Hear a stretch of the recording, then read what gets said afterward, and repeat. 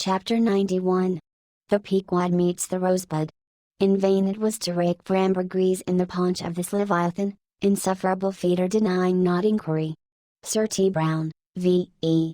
It was a week or two after the last whaling scene recounted, and when we were slowly sailing over a sleepy, vapory, midday sea, that the many noses on the Pequod's deck proved more vigilant discoverers than the 3 pairs of eyes aloft. A peculiar and not very pleasant smell was smelt in the sea. "I will bet something now," said Stubb, "that somewhere hereabouts are some of those drugged whales we tickled the other day. I thought they would keel up before long." Presently, the vapors in advance slid aside, and there in the distance lay a ship, whose furled sails betokened that some sort of whale must be alongside.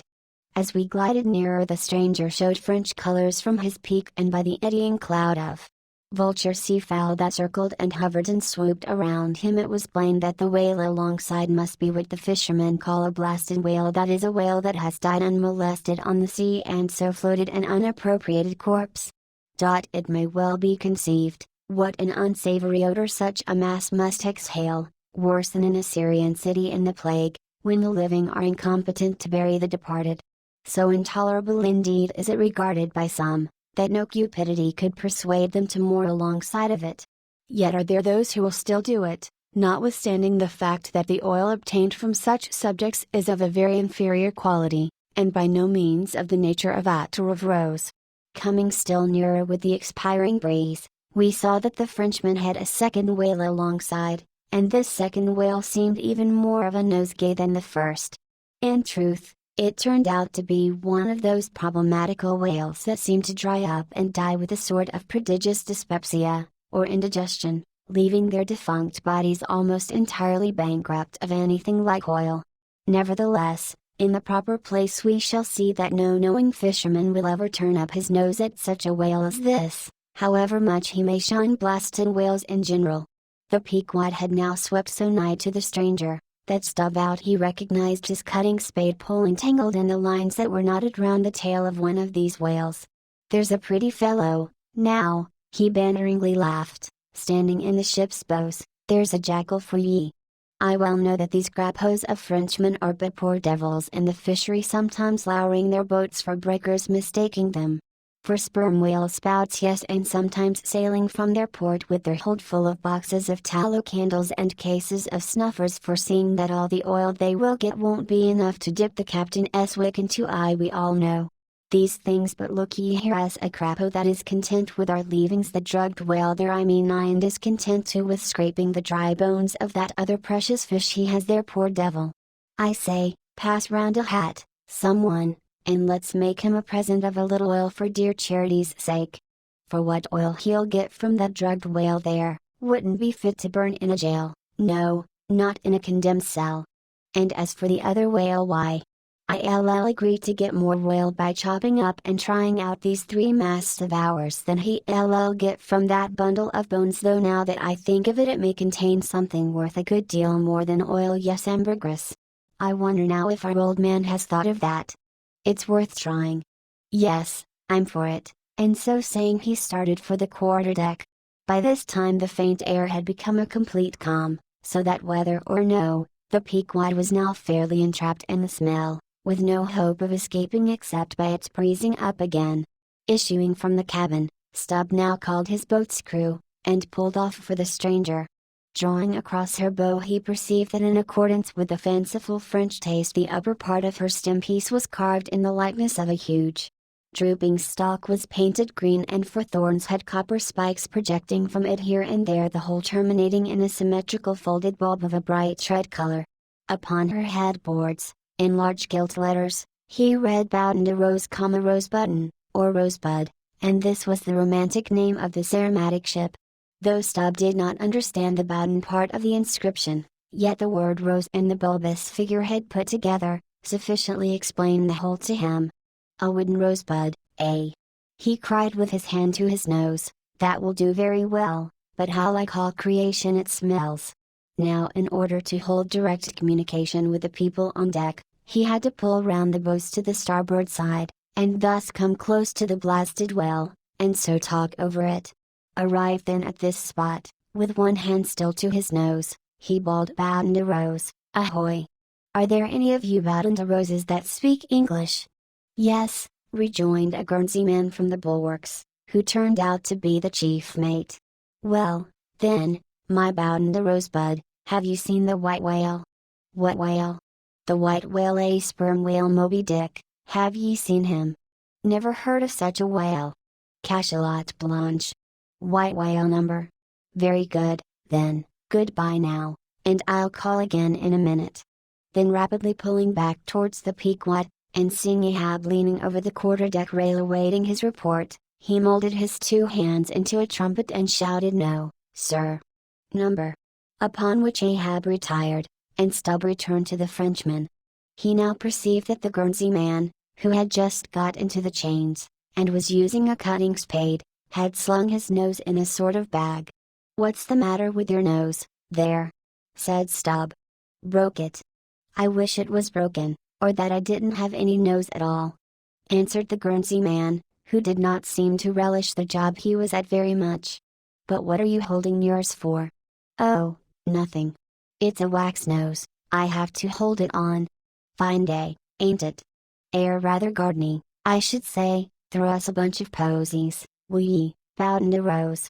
"What in the devil's name do you want here?" roared the Guernseyman, flying into a sudden passion. "Oh, keep cool. Yes, that's the word. Why don't you pack those whales in ice while you're working at 'em? But joking aside, though, do you know, Rosebud, that it's all nonsense trying to get any oil out of such whales? As for that dried up one, there, he hasn't a gill in his whole carcass." "I know that well enough, but, d'ye see, the captain here won't believe it. This is his first voyage. He was a cologne manufacturer before. But come aboard, and mayhap he'll believe you, if he won't me, and so I'll get out of the sturdy scrape." "Anything to oblige ye, my sweet and pleasant fellow," rejoined Stubb, and with that he soon mounted to the deck. There a queer scene presented itself. The sailors, in tasseled caps of red worsted, were getting the heavy tackles in readiness for the whales. But they worked rather slow and talked very fast, and seemed in anything but a good humor. All their noses upwardly projected from their faces like so many jib booms. Now and then pairs of them would drop their work, and run up to the masthead to get some fresh air. Some, thinking they would catch the plague, dipped to a common coal tar, and at intervals held it to their nostrils. Others, having broken the stems of their pipes almost short off at the bowl, were vigorously puffing tobacco smoke, so that it constantly filled their olfactories. Stubb was struck by a shower of outcries and anathemas proceeding from the captain's roundhouse abaft, and looking in that direction saw a fiery face thrust from behind the door, which was held ajar from within.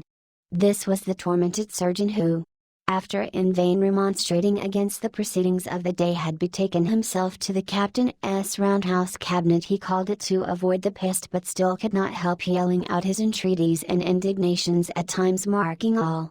This Stubb argued well for his scheme, and turning to the Guernsey man had a little chat with him, during which the stranger mate expressed his detestation of his captain as a conceited ignoramus who had brought them all into so unsavory and unprofitable a pickle. Sounding him carefully, Stubb further perceived that the Guernsey man had not the slightest suspicion concerning the ambergris. He therefore held his peace on that head, but otherwise was quite frank and confidential with him, so that the two quickly concocted a little plan for both circumventing and satirizing the captain without his at all dreaming of distrusting their sincerity. According to this little plan of theirs, the Guernsey man, under cover of an interpreter's office, was to tell the captain what he pleased but as coming from Stubb, and as for Stubb, he was to utter any nonsense that should come uppermost in him during the interview. By this time their destined victim appeared from his cabin. He was a small and dark, but rather delicate-looking man for a sea captain, with large whiskers and mustache, however, and wore a red cotton velvet vest with watch seals at his side. To this gentleman, Stubb was now politely introduced by the Guernsey man, who at once ostentatiously put on the aspect of interpreting between them. "What shall I say to him first?" said he. "Why," said Stubb, eyeing the velvet vest and the watch and seals, "you may as well begin by telling him that he looks a sort of babyish to me, though I don't pretend to be a judge. He says, 'Monsieur,' said the Guernsey man, in French, turning to his captain, that only yesterday his ship spoke a vessel, whose captain and chief mate, with 6 sailors, had all died of a fever caught from a blasted whale they had brought alongside. Upon this the captain started, and eagerly desired to know more. "What now?" said the Guernsey man to Stubb.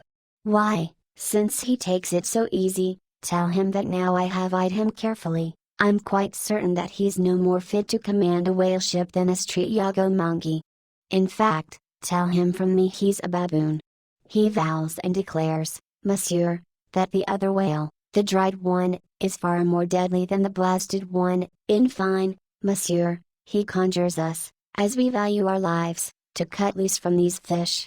Instantly the captain ran forward, and in a loud voice commanded his crew to desist from hoisting the cutting tackles, and at once cast loose the cables and chains confining the whales to the ship. "What now?" said the Guernsey man, when the captain had returned to them. "Why, let me see, yes, you may as well tell him now that in fact, tell him I've diddled him," and aside to himself perhaps somebody else. "He says, monsieur, that he's very happy to have been of any service to us." Hearing this, the captain vowed that they were the grateful parties, meaning himself and mate, and concluded by inviting Stubb down into his cabin to drink a bottle of Bordeaux. "He wants you to take a glass of wine with him," said the interpreter.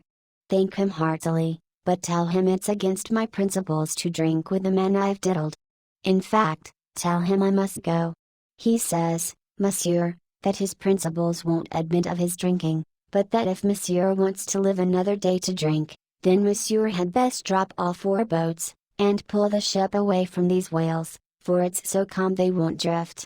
By this time Stubb was over the side, and getting into his boat, hailed the Guernsey man to this effect, that having a long towline in his boat, he would do what he could to help them, by pulling out the lighter whale of the 2 from the ship's side.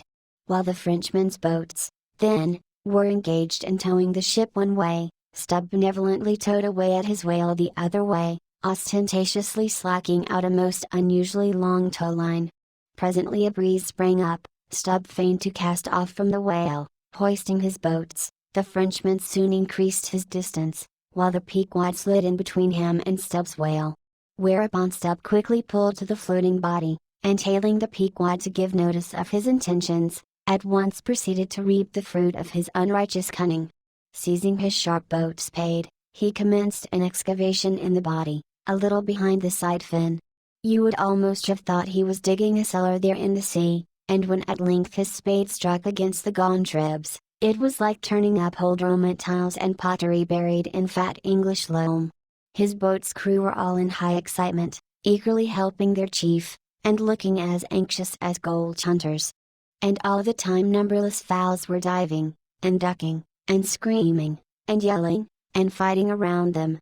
Stubb was beginning to look disappointed, especially as the horrible nosegay increased, when suddenly from out the very heart of this plague there stole a faint stream of perfume which flowed through the tide of bad smells without being absorbed by it, as one river will flow into and then along with another without at all blending with it. "For a time I have it, I have it," cried Stubb, with delight, striking something in the subterranean regions, "a purse! A purse!" Dropping his spade, he thrust both hands in, and drew out handfuls of something that looked like ripe Windsor soap, or rich mottled old cheese, very unctuous and savory withal. "You might easily dip it with your thumb, it is of a hue between yellow and ash color. And this, good friends, is ambergris, worth a gold guinea," announced to any druggist. Some 6 handfuls were obtained, but more was unavoidably lost in the sea, and still more, perhaps, might have been secured were it not for impatient Ahab's loud command to Stubb to desist, and come on board, else the ship would bid them goodbye.